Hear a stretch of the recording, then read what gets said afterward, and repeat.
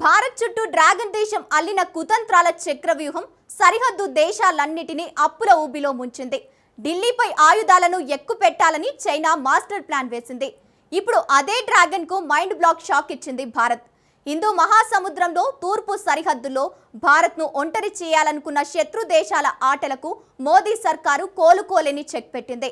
దశాబ్దాలుగా మన ఈశాన్య రాష్ట్రాలపై కన్నేసి చికెన్ స్నెక్ ను కారిడార్ను తెంచాలని చైనా యత్నించింది.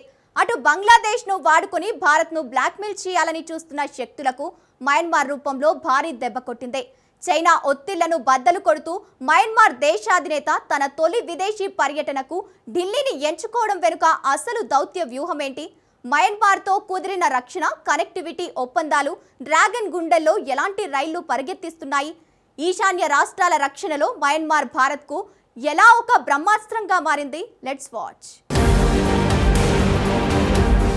చైనాకు మయన్మార్ ఇచ్చిన షాక్ ఏంటి? ఈశాన్య భారతం ఇక సేఫ్గా ఉన్నట్టేనా?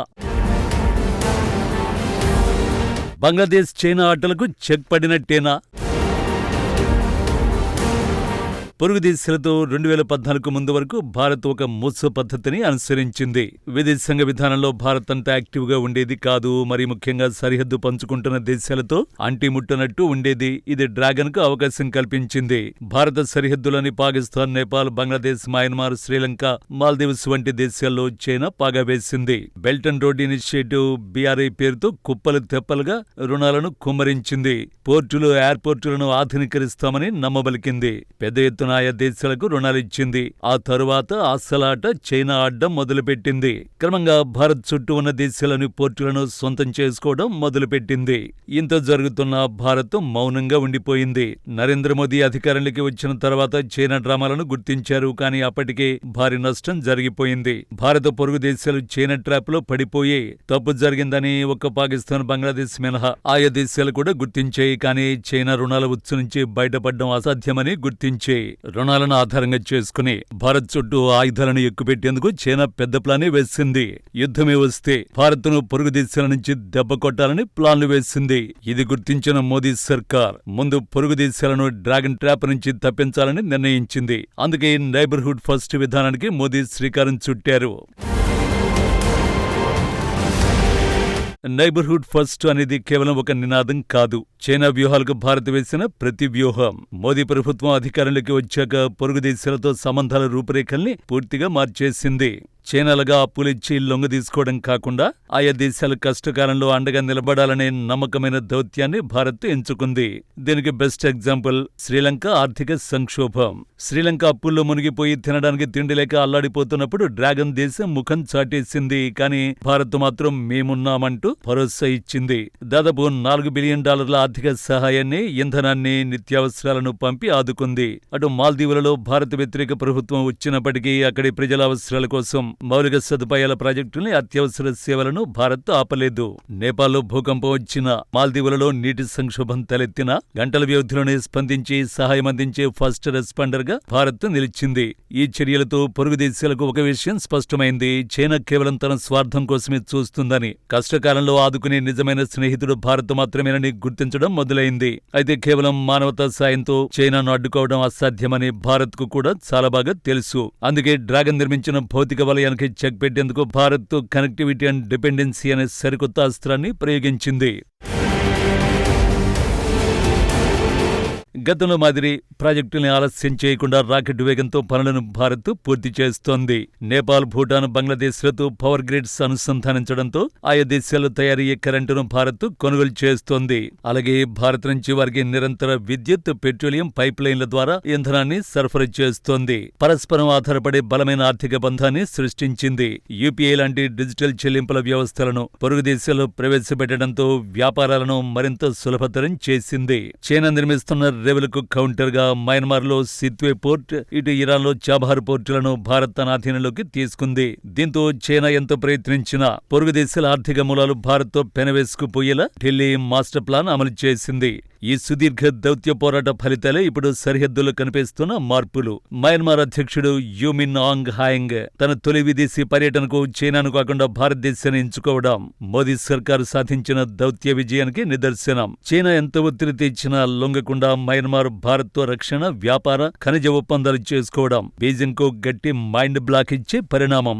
ఒకప్పుడు భారత్ను ఒంటరి చేయాలని చూసిన చైనా చుట్టూ ఇప్పుడు భారత్ తన వ్యూహాత్మక వలయాన్ని బిగిస్తోంది. బంగ్లాదేశ్ లో రాజకీయ అస్థిరత ఉన్నప్పటికీ మయన్మార్ ను తన వైపు తిప్పుకోవడంతో తూర్పు సరిహద్దులో భారత్ సేఫ్ జోన్ ను క్రియేట్ చేసుకుంది. పొరుగు దేశాల సార్వభౌమత్వాన్ని గౌరవిస్తూనే వారి భద్రతలో భాగస్వామిగా భారత్ మారుతోంది. డ్రాగన్ దేశం వేసిన ప్రతి ఉచ్చును ఇప్పుడు భారత్ ఛేదిస్తోంది. ఒకప్పటి మౌనముద్రను వీడి హిందూ మహాసముద్రంలో దక్షిణాసియాలో తానే ఆశ్రయన లీడర్నని భారత్ ప్రపంచానికి చాటి చెబుతోంది. డ్రాగన్ దేశం వేసిన ప్లాన్లు రివర్స్ అయ్యాయి. చైనా ఆటలకు భారత్ చెక్ పెడుతోంది. భారతదేశానికి ఈశాన్య రాష్ట్రాలు అత్యంత సున్నితమైన ప్రాంతాలు. ముఖ్యంగా కేవలం 22 కిలోమీటర్ల వెడల్పుండే సిలిగురి కారిడార్ లేదా చికెన్ నెక్ ద్వారానే 7 ఈశాన్య రాష్ట్రాలు మిగతా భారత్తో అనుసంధానమై ఉన్నాయి. యుద్ధమంటూ వస్తే ఈ చికెన్ నెక్ ముక్కలు చేసి ఈశాన్య రాష్ట్రాలను భారత్ నుంచి వేరు చేయాలి అనేది చైనా దశాబ్దాల కల. ఇందుకోసం చైనా ఎంచుకున్న వ్యూహం ఈశాన్య రాష్ట్రాల్లోని ఉగ్రవాద తిరుగుబాటు గ్రూపులకు నిధులు, ఆయుధాలు ఇవ్వడం. నాగాలాండ్, మణిపూర్, మిజోరంలలో అలజడులు సృష్టించి ఈ ఉగ్రవాదులు దాడులు చేసి మయన్మార్ అడవుల్లోకి పారిపోయి తలదాచుకునేవారు. కానీ ఇప్పుడు భారత్ మయన్మార్ సరిహద్దు బంధం ఈ ఆటలకు శాశ్వతంగా చెక్ పెట్టేసింది. తాజాగా మయన్మార్ అధ్యక్షుడు ఈ విషయంలో కీలక వ్యాఖ్యలు చేశారు. భారత్కు వ్యతిరేకంగా ఉగ్రవాద చర్యలకు తమ భూభాగాన్ని ఎట్టి పరిస్థితుల్లోనూ వినియోగించనీయమని ఆంగ్ హ్లాంగ్ తేల్చి చెప్పారు. అంతేకాదు మన భద్రతా దళాలు సరిహద్దులు దాటి మయన్మార్ సైన్యంతో కలిసి ఉమ్మడి ఆపరేషన్లను కూడా చేపడుతున్నాయి. ఉగ్రవాదుల స్థావరాలను ఏరిపారేస్తున్నాయి.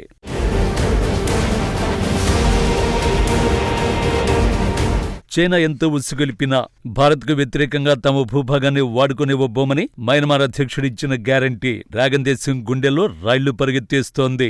మరోవైపు బంగ్లాదేశ్లో మారుతున్న రాజకీయ సమీకరణలు భారత్కు కొత్త సవాళ్లను విసిరాయి. అక్కడ చైనా అనుకూల శక్తులు బలపడితే ఈశాన్య రాష్ట్రాలకు సముద్ర మార్గం ద్వారా జరిగే రవాణాకు బంగ్లాదేశ్ అడ్డుపడే ప్రమాదం ఉంది. ఈ ముప్పును ముందే ఊహించిన మోదీ సర్కార్ మయన్మార్లో నిర్మించిన సిత్వే పోర్టును తన బ్రహ్మాస్త్రంగా మార్చుకుంది.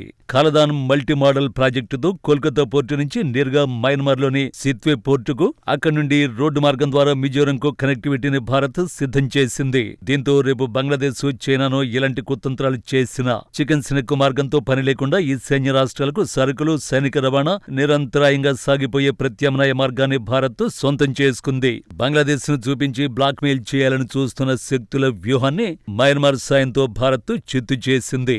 చైనా బంగ్లాదేశ్ సరిహద్దుల గుండా ఈశాన్య రాష్ట్రాల్లోకి అక్రమ చొరబాట్లు, డ్రగ్స్, నకిలీ నోట్ల రవాణాను పెంచి భారతదేశాన్ని అంతర్గతంగా దెబ్బతీయాలని శత్రు దేశాలు ప్లాన్ వేశాయి. అయితే మయన్మార్తో ఏర్పడ్డ ఈ కొత్త సత్సంబంధాలు భారత్కు తూర్పు సరిహద్దులో ఒక బహుళ రక్షణ వలయాన్ని కల్పించాయి. మయన్మార్తో కలిసి సరిహద్దులో ఉమ్మడి నిఘా వ్యవస్థను, ఫెన్సింగ్ పనులను భారత్ ముమ్మరం చేసింది. చైనా తన ఆర్థిక బలంతో బంగ్లాదేశ్ను లోబరుచుకున్నా అటు మయన్మార్, ఇటు థాయిలాండ్లను కలుపుతూ భారత్ నిర్మిస్తున్న త్రైపాక్షిక హైవే ఈ ప్రాంతంలో చైనా ఆధిపత్యానికి అడ్డుకట్ట వేయనుంది. ఒకప్పుడు ఈశాన్య సరిహద్దులో భారత్ను బలహీనపరచాలని చూసిన శత్రువుల ఆటలకు మయన్మార్ను ఒక అజేయమైన కోటలా వాడుకుంటూ ఢిల్లీ గట్టి కౌంటర్ ఇచ్చింది. ఈశాన్య భారతం ఇప్పుడు సురక్షితంగా మారనుంది. శత్రువుల వ్యూహాలకు, కుట్రలకు భారత్ ఓ రకంగా మయన్మార్తో చెక్ పెట్టినట్లయింది.